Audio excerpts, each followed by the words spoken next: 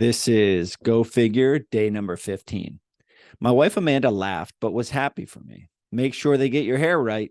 But she added, in all seriousness, don't get your heart set on this. It's probably like so many other things that people have come to you about over the years. You know as well as I do that they almost never work out like it sounds at first. It was a good reminder. Then I asked Dread, my mentor, counselor, and mysterious co-creator. Lesson on the left. Those who know us best can help keep us humble and grounded. At the same time, it means a lot when someone not easily impressed is impressed and sees even a small possibility of good things. So, a quick note about the plot or the writing of the story. It's interesting. I'm going to bring you behind the scenes. Dread and I create these books together. So we're talking about ourselves in the third person. So Dread might be writing, saying the word dread. I might be writing, saying the word Spaniard. It's just an interesting part of writing books that include yourself as a character. This is his introduction, whom you'll learn more about, both through this book and in real life, if you listen to my other podcasts.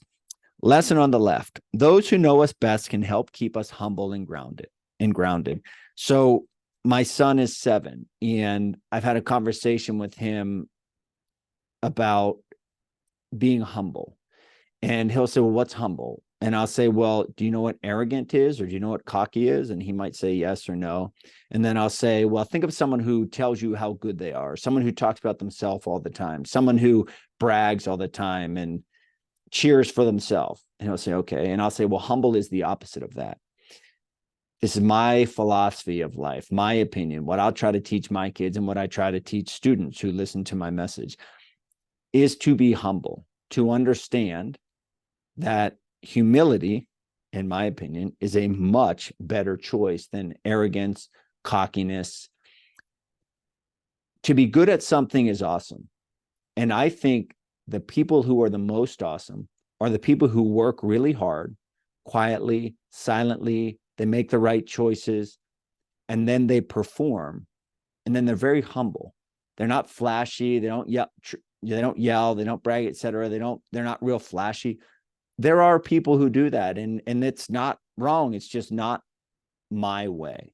I think humility is awesome.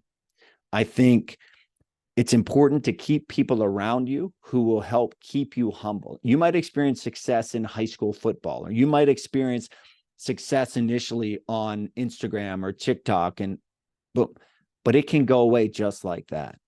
And so it's extremely important to remain humble, to remain appreciative of the things you have, because things can change just like that. And it's also really cool. The other side of this lesson, it means a lot when someone not easily impressed is impressed. So you can be that person for other people.